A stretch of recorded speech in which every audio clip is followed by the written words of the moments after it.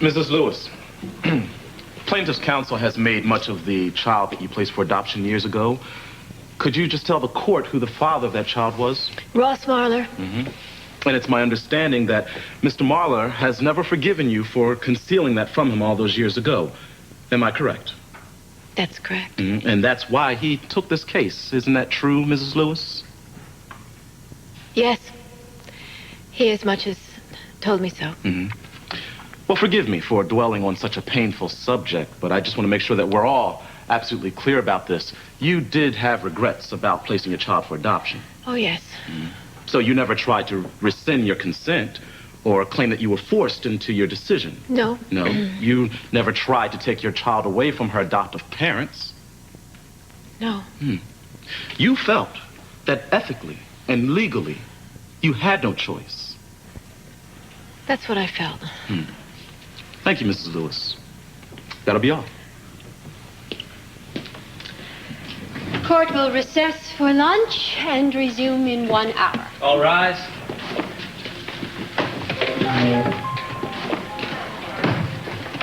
I told you this wouldn't be too pretty.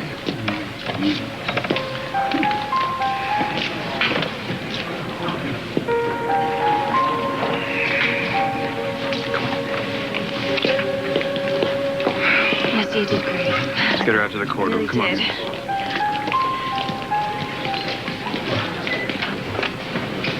Need anything? You know, I really expected coming in here and having them call me all kinds of names and everything.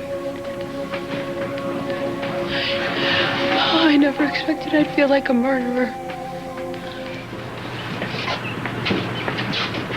Hey. Excuse me. Where are you taking Mr. Cooper? Him? He has a name. Kindly address him as Mr. Cooper. I'm taking him to see the doctor. Scheduled visit. Well, I think that can wait. He needs to see the doctor, Ron. Nadine, I called in a few favors. Judge Arthur's going to talk about his bail over her lunch, all right? Whatever bail is said, I can't make it. Do I have to be there? No, I can do the preliminaries without you, I guess. Okay, take Mr. Cooper upstairs. I'll be there when I'm done, all right? Nadine, may I have a word with you? Hey, Ross, thanks. Mom, I'll see you upstairs. All right, okay? see you, brother.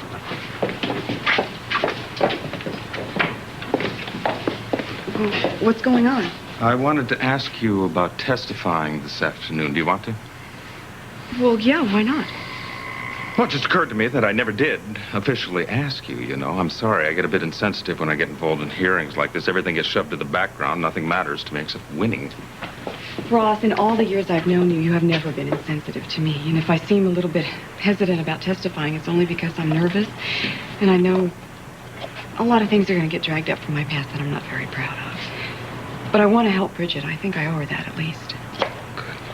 I'll grab a cup of coffee and I'll meet you. Okay.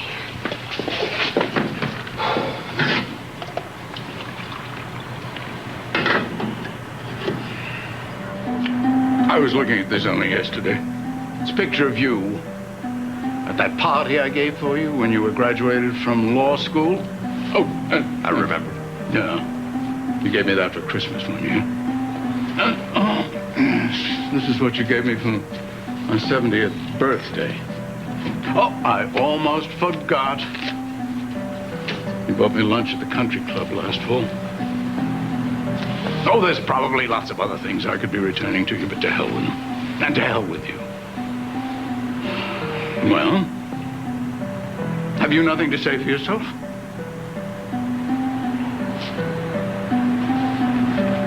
I suppose I shouldn't be deranged that people no longer live by the standards that I was brought up with. Loyalty, honesty, civility. But you... I always thought of you as a son. As a sort of non-blood son. I expected more of you. As far as Billy is concerned, I always knew he was wrong with Vanessa. But I hoped deeply that you and she would eventually get together somehow. Well, I suppose I shouldn't blame you for my wishful thinking, should I? As a matter of fact, I probably owe you an apology for having burdened you with my belief that you were somehow superior.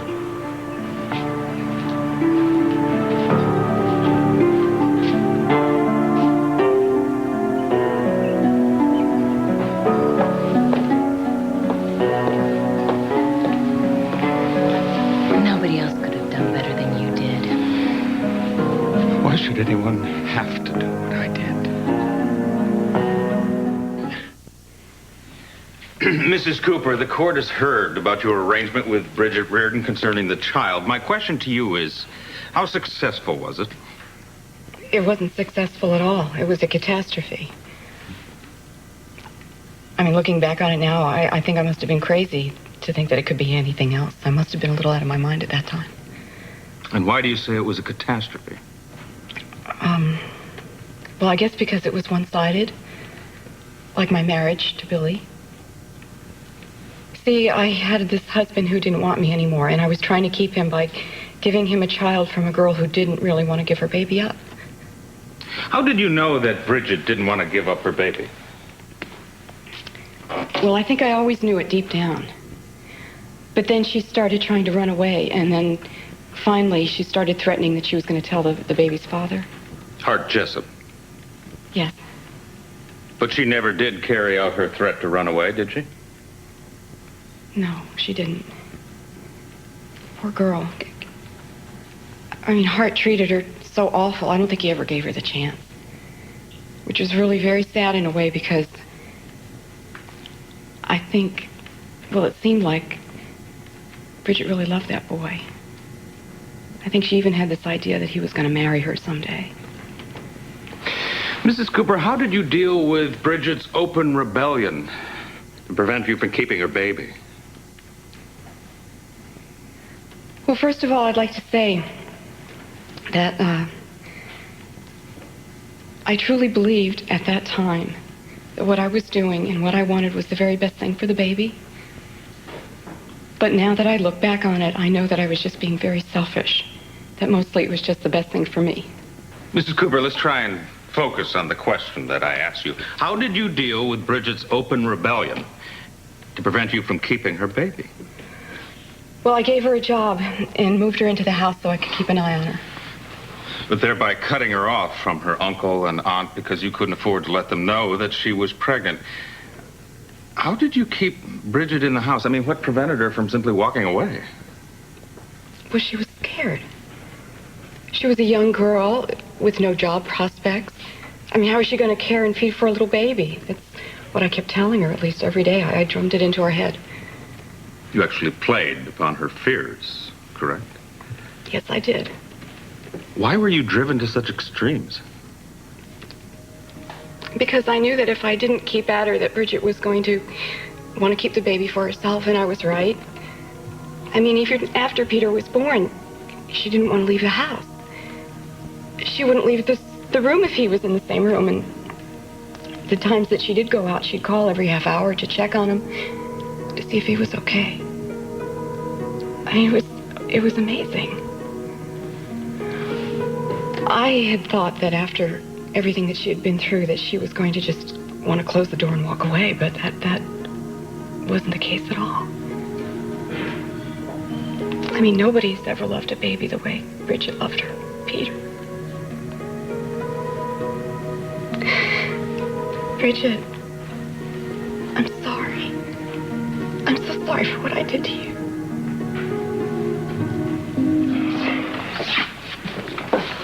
Hey, Frank, what are you doing out here? Well, Mom's on the stand, right? Oh, yeah, Sid the creep is questioning her. I hate that guy. That's why I'm out here. Yeah, how'd she do with Ross? Oh, she was magnificent. You could hear a pin drop. Of course, Ross was pretty great, too.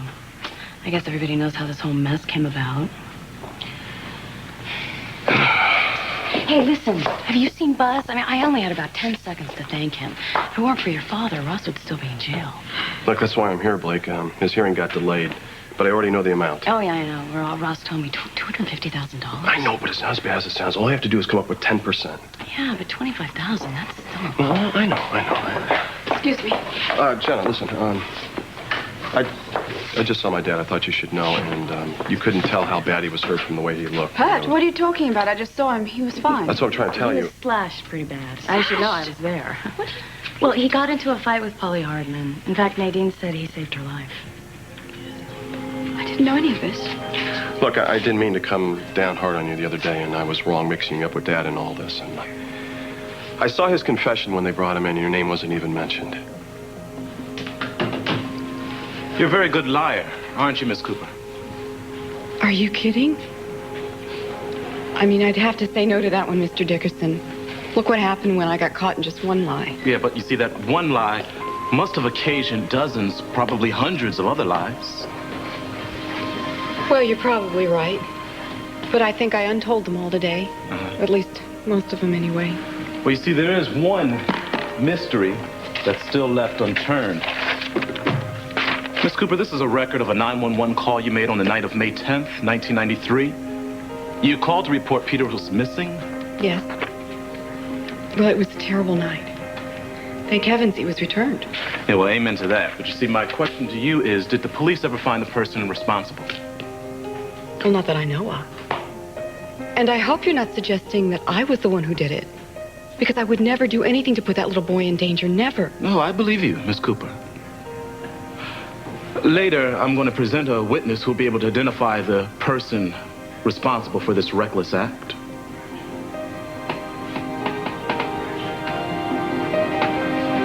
Therefore, at this time, I have no further questions, Your Honor. Redirect, Mr. Marler. No, Your Honor, the plaintiff rests. Mr. Dickerson, you may call your first witness. Well, actually, Your Honor, I'd like to request a change in the order of witnesses. Yes, I'd like to call to the stand Mr. Roger Thorpe.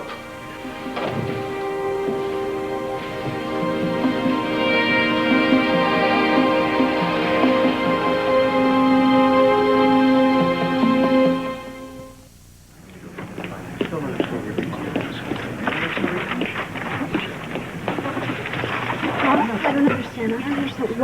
Why are they calling Roger? I don't get it. I mean, he wants her to keep Peter less than I do. I know, but Sid's got something in mind. I just hope it's going to backfire. Listen, Ross, the judge is going to be delayed, so why don't we make use of the time?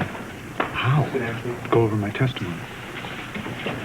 Roger, you're not my witness. You're Sid Dickerson's witness. Yeah, no, I know, but you've worked with him. I mean, you can anticipate him, the kind of questions he'll ask, so we'll know how I should respond. Why are you looking at me like that? I am trying to help. Roger, only you. Only me what? You're asking Ross to coach you to lie under the oath. Who said anything about lying? Fine. What is the matter with her? Did I say anything about lying? Bridget, wait. Don't let him upset That man is going to kill me with this kind of help. Roger, you do what you want to do, all right? But don't pretend we're partners in this just because we both want Bridget to get custody. Because the reason you want that and the reason I want that couldn't be more different. How long are you going to keep distancing yourself from me like this? You are marrying my daughter in a matter of days. Isn't it going to get a little tricky running out of room every time I enter it? I gotta go get Bridget and calm her down. You completely misunderstood what I was trying to say. We understand you. Hey, you just keep out of this. Now listen, this is so stupid, and the stupidest part of it is that you're going to wind up thanking me, because if I can use good judgment and keep certain things to myself on the stand, you are going to be in my debt. Yes, you moralize all you want, but you know as well as I do that when this day is done, the one and only important thing is who gets to keep Peter and take him home. That is not the only thing that matters here. No, you don't get it, dude. You just don't get it. Peter is not going to be a little boy forever. He is going to grow up one day, and on that day he's going to learn how to read. And when he reads what goes on here, I don't want to feel ashamed.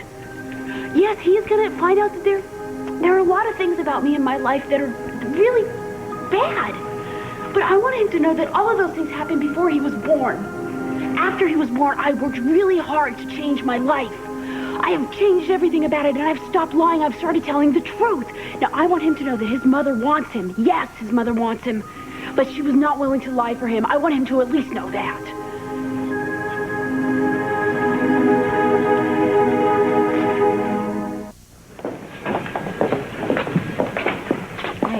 Power outage at the hospital. Did I miss anything? No, they got a late start, so we haven't missed anything. Go on in. I'll be in. Hi. Aren't you going in?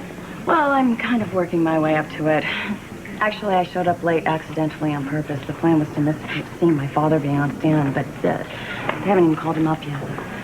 Are you afraid of him testifying, that they're going to be rough on him? Oh, no, he can handle rough in his sleep. They're all in there. They're all salivating. They're waiting for Roger Thorpe to get creamed. And I'm just really tired of being the girl that everybody loves to hate her father, you know? I can see how you'd feel that way. Even my own fiancé cannot be civil to him. What's going to happen when we get married? The court is now in I'm sure session. we could use a few Honorable Judge Charlotte Bellman presiding. We'll make it happen. Please be seated. Mr. Dickerson, your first witness. I'm calling Roger Thorpe, Your Honor.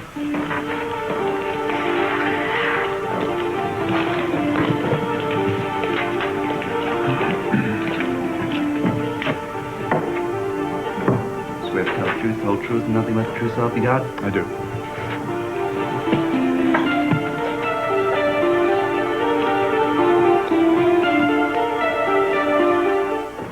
Am I correct, Mr. Thorpe, that you unsuccessfully tried to contact your son a few months ago in order to tell him that he had a child?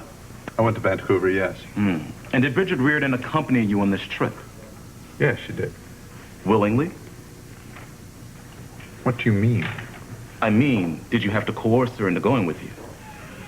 Well, I didn't put her in handcuffs. I asked her if she'd help look for my son, and she said yes. So she was comfortable about traveling with you. The two of you were friendly. I wouldn't say exactly friendly, but I convinced her that it was in everybody's best interest, including her son's, that we make this trip together. Okay, so she was reluctant, but you were able to talk her into it, much in the same way that Nadine Cooper was able to talk her into giving up her baby. Objection. Counsel is making a judgment based on previous testimony. Overruled. Continue, Mr. Dickerson. Thank you.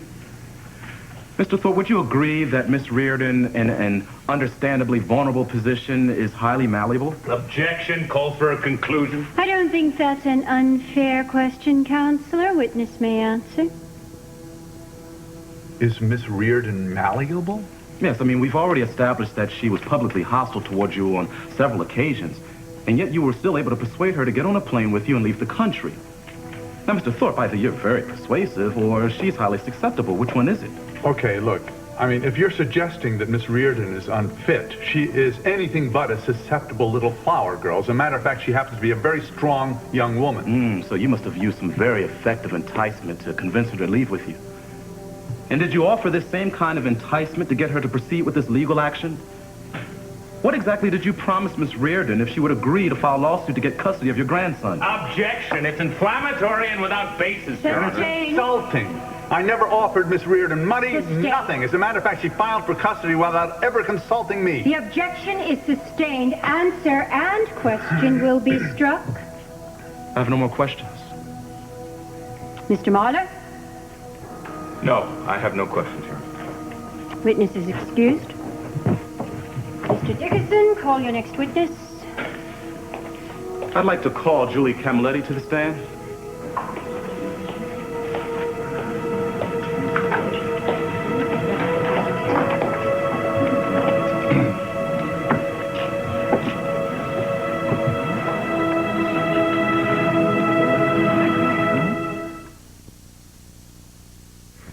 How would you characterize your relationship with Peter Lewis, his father, Hart Jessup? Hart was my first love. I was only 17 when we met, and I had never had a boyfriend before. So Hart Jessup was your first serious relationship? Yeah, Your Honor, we're here to discuss baby Peter, are we not? Not his absent father? Your Honor, the witness's relationship with the child's father has led her to certain discoveries that bear directly on the issues of Bridget Reardon's character. I would appreciate it if we could get directly to those discoveries, Counselor. Yes, Your Honor. Miss Camilletti, were you and Bridget Reardon friendly at the time of your involvement with Mr. Jessup? I thought so, but I was pretty naive. Naive? Well, as long as we're on the subject of your naivete, I'd like to ask you a personal question, Miss Camilletti. Go ahead, I have nothing to hide. Around the time that Miss Reardon conceived the child by Mr. Jessup, were you sexually active with Mr. Jessup as well? No, I was not. Sex was not a step that I was ready for at that point. Bridget knew that, and she decided to offer Hart what I couldn't. Objection. The witness is drawing a characterization. It's not an opinion, Mr. Marler. It's fact. Bridget used me. I'll allow it. When you say that Bridget Reardon used you, could you elaborate, please? She pretended to be sympathetic when I confided in her. She said, oh, yes, I shouldn't let Hart pressure me into having sex with him. And then as soon as she got the chance, she got him drunk, she seduced him, and got pregnant. Well, how do you know that Mr. Jessup was drunk? Because he didn't even remember it the next day. And Bridget Reardon never told him of her pregnancy. Your Honor, hasn't this already been established? Your Honor, I'm just simply trying to clarify for the court what Miss Reardon's motives were. Continue. Was Miss Reardon too afraid? Too confused to tell Mr. Jessup? No, she was angry. Angry? Yeah, because Hart wouldn't have anything to do with her after he slept with her. So it was more like revenge then? Objection, Your Honor. There's nothing to substantiate the notion of revenge. Overruled. I have no more questions. Mr. Marler? You currently live in a boarding house that's managed by Bridget Reardon. Is that correct? For the time being. But not too long ago, you were living with Mr. and Mrs. Frank Cooper, employed as an au pair? That's right. But you're no longer employed in that capacity, is that correct? No, I am not. You were also fired from your job at a diner owned by the same family, is that correct? I don't understand what that has to do with that. Why were you dismissed? Objection, irrelevant. Sustained. In any event, you are still unemployed, is that correct? Excuse me, Your Honor, what does Miss Camiletti's employment have to do with these proceedings? Your Honor, if given half a chance, I will get to the point. The witness will answer the question. I am currently seeking employment. But in the meantime, how are you paying your rent At the boarding house. I'll give you a clue. Roger Thorpe is paying your rent. In return for what? Objection. Overruled. Mr. Thorpe asked me to keep an eye on things. And what did he mean by that? I think that he was concerned that Dylan Lewis was getting too close to Bridget and the baby. Because that might jeopardize his chances of getting some sort of control over the child through his son Hart? Your Honor, how many times is counsel going to lead the witness? Not many. I withdraw the question. Now then, why did Mr. Thorpe select you to keep an eye on Dylan Lewis? Is it because you were once engaged to be married to Dylan? I was engaged to Dylan, yes. But Bridget ruined that too, didn't you, Bridget?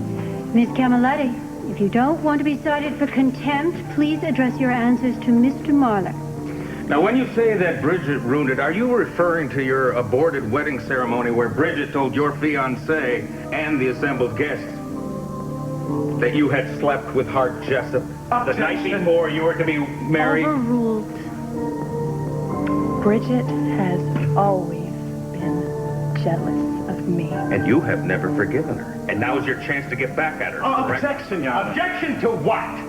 You're the one who brought up the notion of revenge. I'm just showing that it works both ways. However, I withdraw the question. I have no further questions. Witness is excused. Call your next witness, Mr. Dickerson. I call Bridget Reardon.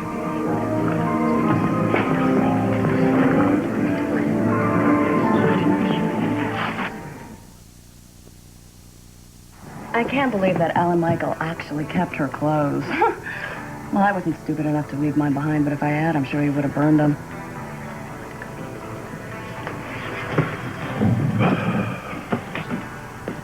That was a joke, Frank.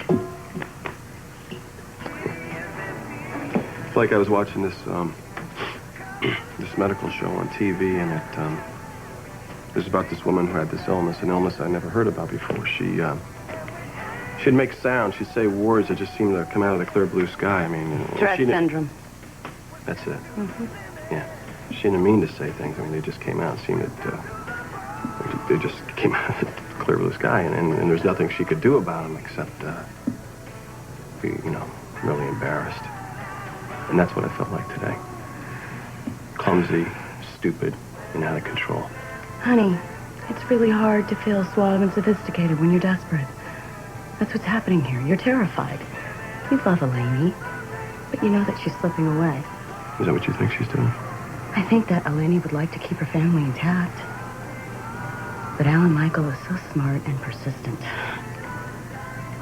And he's in love with her too, so He's kind of desperate in his own way. Right, what am I going to do, huh? Every time I open up my big fat mouth, I say the wrong thing.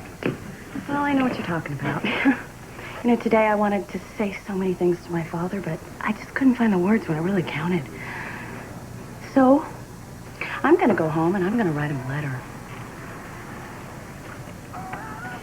A letter? Mm-hmm. That's what I'm going to do. I'm going to write Eleni a letter. Good for you. You are the best. Thank you. Thank you very much. Of course. Good luck, Frank. Thanks.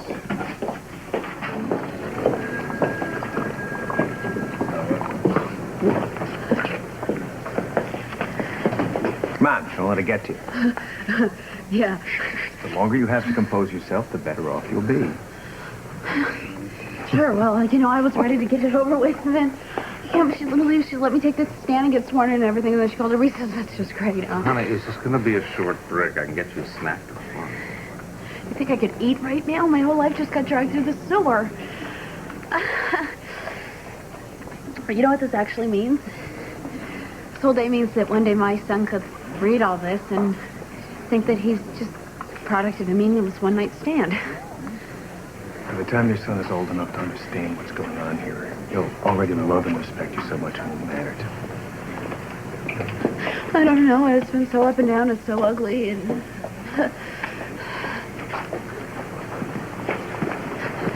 well, I bet you never thought you'd hear so many charming things about me all in one place, huh? Guess what? There's more to come.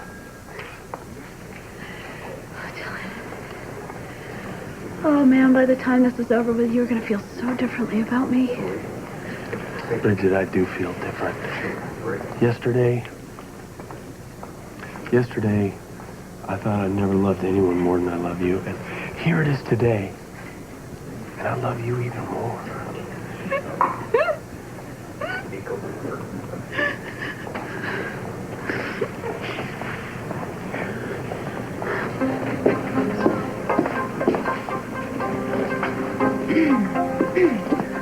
Hey, how's it going? Oh, don't ask me. I'm losing my mind. I'm so glad you came. Yeah, sure you are. No, I am, really. I mean, you have taken so many chances for me, and I don't want you ever to get in any more trouble because of me ever again. Vanessa, that's potentially our most crucial witness that you're looking at.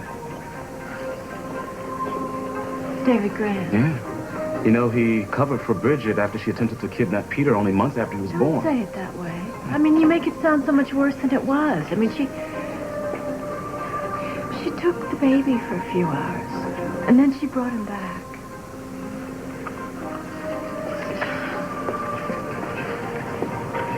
All these words that people keep using, just again and again, just to condemn somebody. With a single stroke. 5 minutes. 5 minutes. Court will reconvene in 5 minutes. Thank you.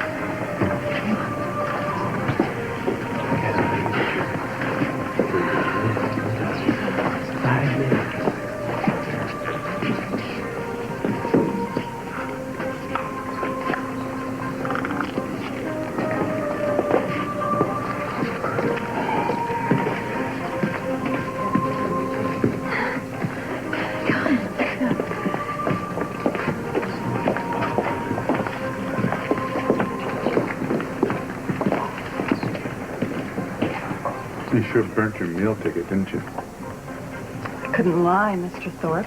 I was under oath. Come on, that shouldn't stop a pro like you. You lied when you walked with Dylan down the aisle. For minutes after sleeping with my son, that was one for the books. And God knows what happened between you and Frank to get you booted out of that house. You're just lucky stoning's gone out of fashion, but you're going to get what's coming to you. I'm going to see to it. Personally.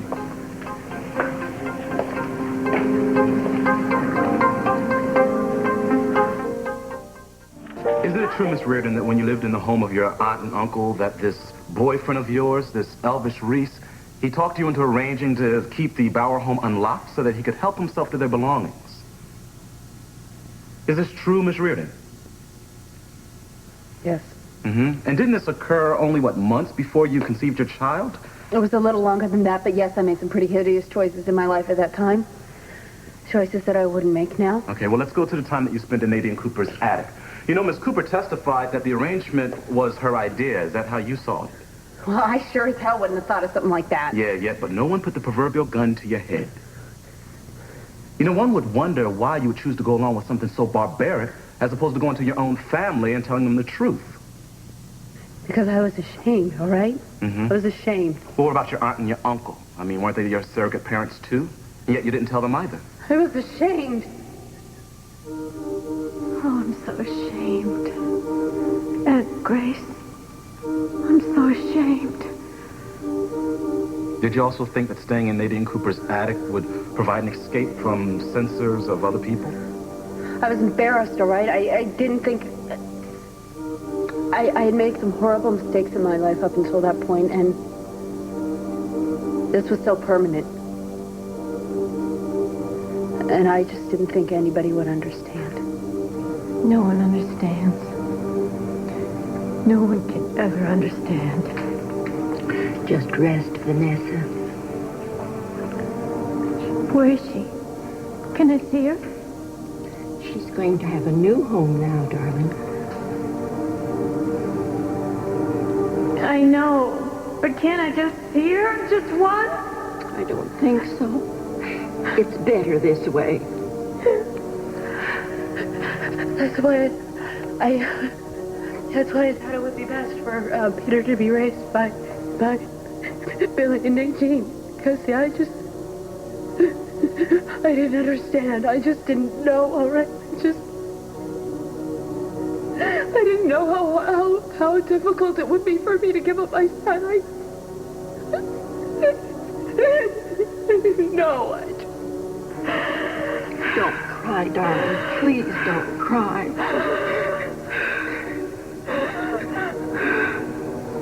I just didn't know. I just didn't know how hard it would be. Stop! Just stop!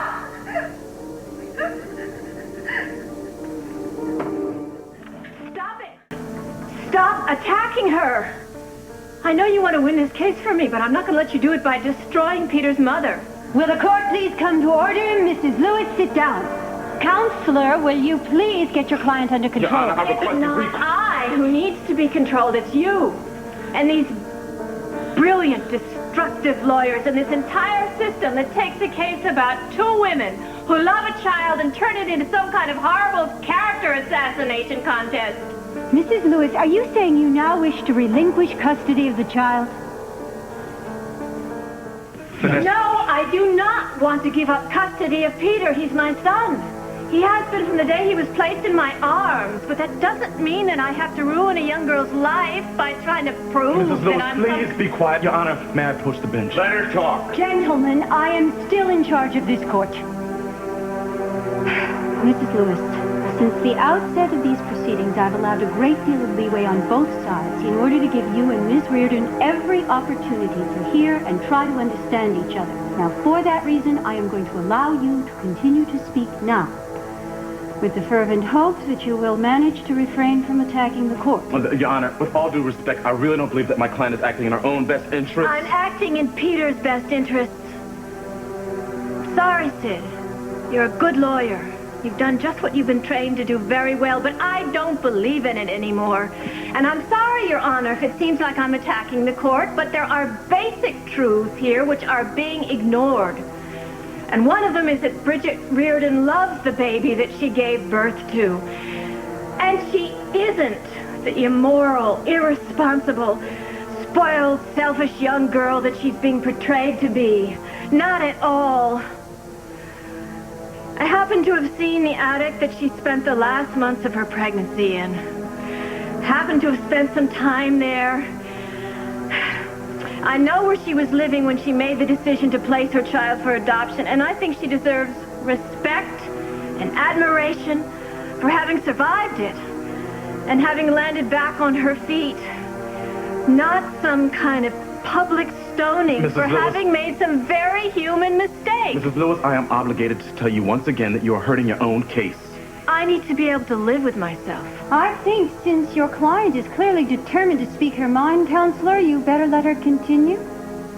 I guess I take some responsibility for what's happened here. I was terrified of losing my son, and I wanted these proceedings to happen, but I apologize, Bridget. I apologize. Please forgive me. I didn't mean for you to have pain and humiliation in this very public way. There are really only two things that should have been asked of you, and one is, do you think that I am a good mother? And second, do you believe that taking Peter away from me and away from my home, his home, is going to do him harm? Bridget, don't respond. Your Honor, is Mrs. Lewis now allowed to cross-examine the witnesses? What has happened to you? Is all you care about winning? You were delighted a second ago when you thought my going on was helping you. Don't you care about the truth anymore? You are not the final judge of the truth. Your Honor, please.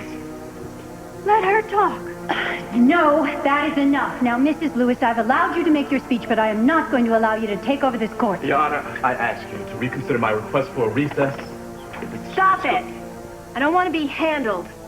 I don't want to be talked sense into. If you don't believe what I'm talking about, fine. It's over. You won! What does she want? I don't know. Boss, what's happening? I don't know. I wouldn't be surprised at anything, but the judge is still considering Sid's request to adjourn. It was too perfect to hope for. The Ice Maiden cracking before our very eyes, arousing sympathy for her adversary, attacking her own attorney, even offending the judge. Excuse me, Dad. I have to talk to Ross. He ought to be pleased as punch. Hey. What? Listen, don't let what Vanessa said get to you, because you are a wonderful lawyer and the most ethical man I know, and you don't deserve to be lumped in with Dickerson. Sid's a good lawyer, just doing what he was hired to do, and so was I. All rise. Court will come to order.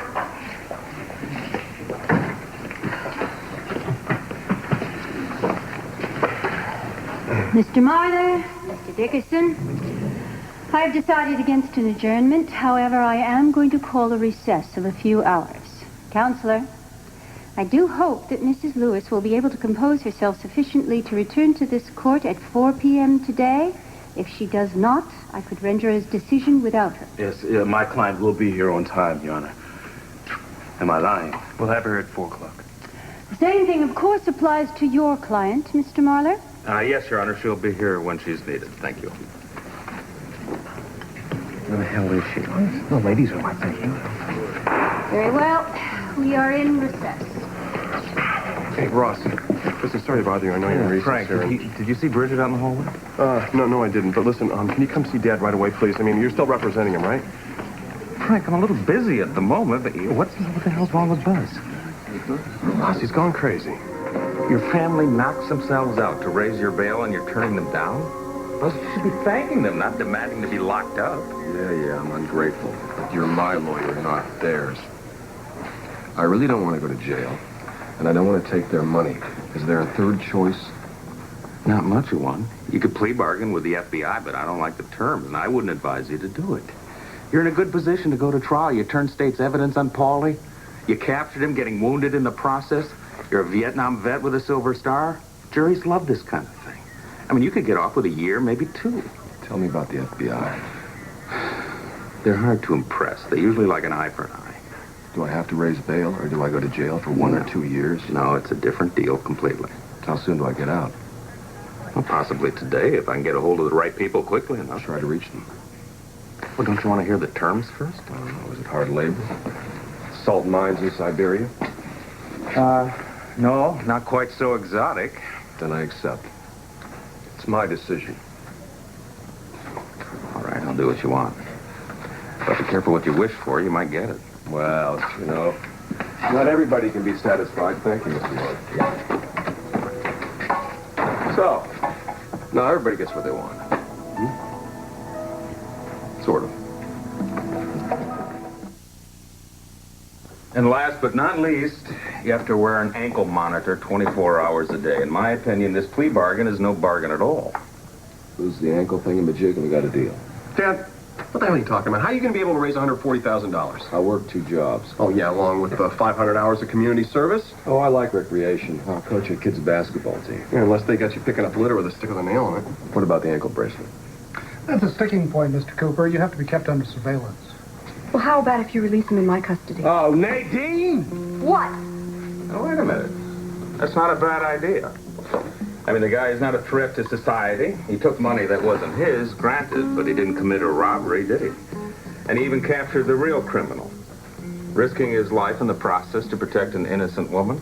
I mean, and if his family's willing to back his wife or his ex-wife, sorry, they're going to take responsibility for him. Yeah, Mrs. Cooper lives with his son Frank. He runs a very well-known diner in the town, and his wife Elaine was the businesswoman of the year last year. I mean, they're about as upstanding as you can get. Well, if the judge will okay it, I'll go for it.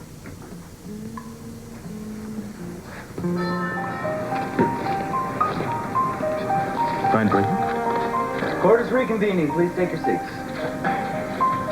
Well, Mrs. Lewis and Ms. Reardon both appear to be missing. Counselors, do you have any idea where your clients are? Yes, Your Honor.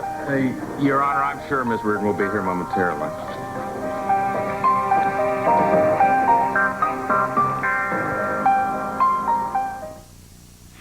Anyway, the way it's going to work is that Peter is going to spend time with both of us. Yeah. He'll have two mothers. You two are crazy. You realize that, don't you? This isn't going to work. Two people who really love him, Mindy. Of course it's going to work. It's an unusual arrangement, I know that. But it's going to work. It's what we've decided on. It's what's right. You did good.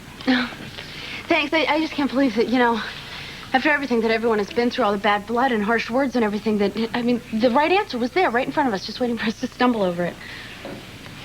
Peter's a lucky guy. I'm a lucky guy, too. Well, at least now maybe you'll be able to patch things up with your family, huh? Might not be so easy. I don't know what to say. Welcome to the 90s, I guess. It's going to work. Just loosen up. Vanessa, Yeah. come on, we could have won this case. It's We know over, Sid. that.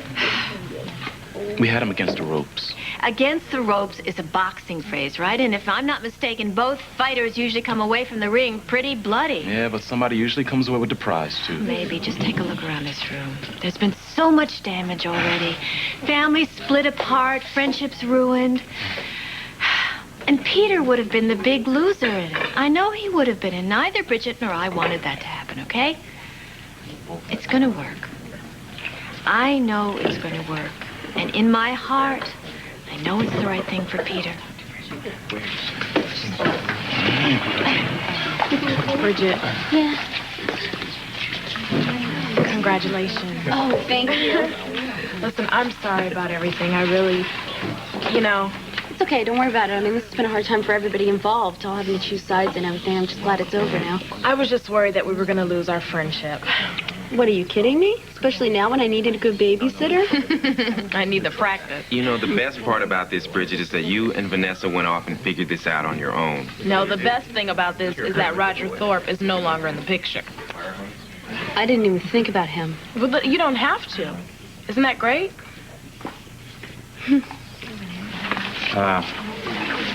What you and Bridget decided. I hope this works out. It's okay, she'll come around. Right. Vanessa? Yes. We need to talk. Why? Well, we've got our first big decision to make. What's that? About Peter's grandfather. Is this the happiest kid you have ever seen? Look, all gone. Looks like this is going to work out for everybody, huh? Yeah. Well, not everybody, huh? Oh. Didn't you and Tangy break up over Peter's custody hearing? No, not exactly. Listen, just drop it, okay? Why? The fight for Peter is over. Listen, she's not seeing anyone. You're not seeing anyone. Call Tangy up and invite her over here. For the last 20 minutes is who won. And all we have been saying for the last 20 minutes is Peter won. And all I have been asking is, what does that mean? You're going to find out, Come on in. All right. Right this way. Okay, what is this? This is a joke. I'm being set up, right? Are you coming or what?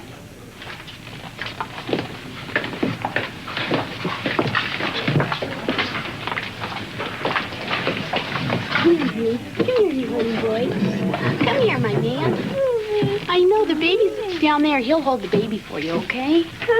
Okay, he'll hold the baby for you. Hey, look, Peter. Hey, Peter, look who's here to see you. It's your grandfather. You want to go to him? Give him a hug? Go give him a hug.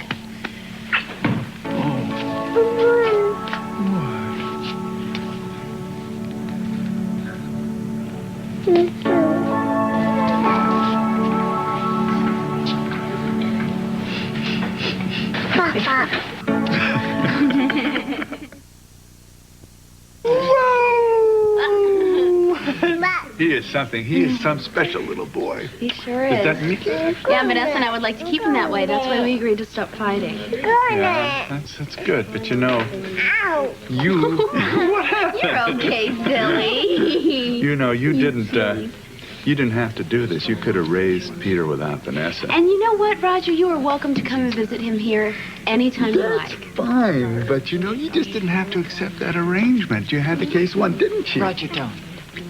Okay, you're right. You know what this reminds me of? What? Adam with Chrissy when she was a baby.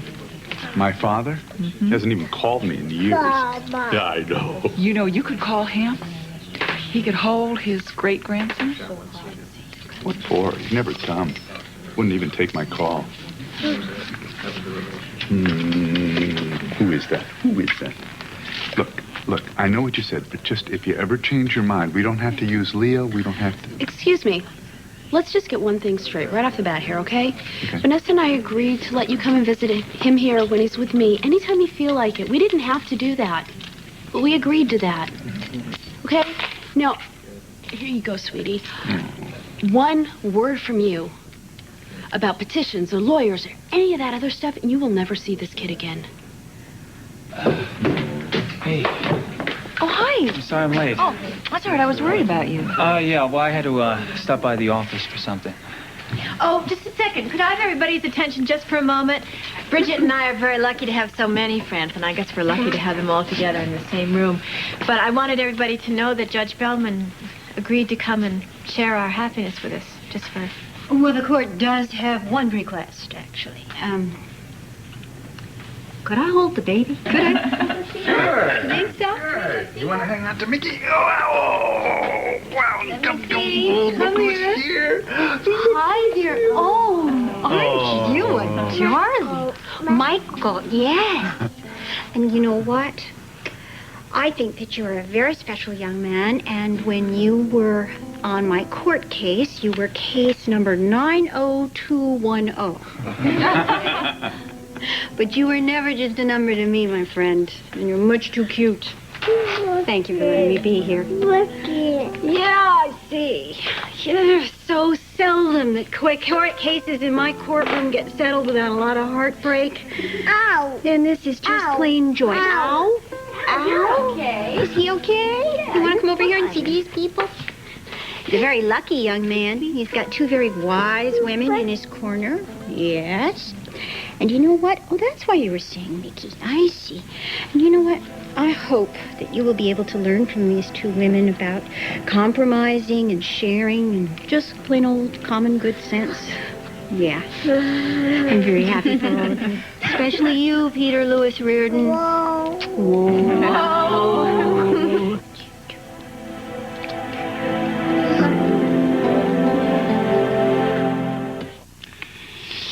I guess congratulations are in order. Once again, you managed to snatch defeat from the jaws of victory. Well, I'm not exactly pleased, but my client is satisfied. You folded a winning hand. And you are walking away with much more than you deserve. That reminds me, I got to get Leo to draw up some sort of agreement that Bridget can sign. No. What? Roger. What? This is a gift. You've been given a gift. Remember what we talked about before? No, look, I'm just saying that just to formalize it, just, you know, there's nothing wrong with being careful. No, just write Bridget a thank you note and leave it alone. It appears I've been overruled. Well, it doesn't matter, Roger. You're forgetting your biggest gift. What's that? Next week at this time, I'll be married to your daughter.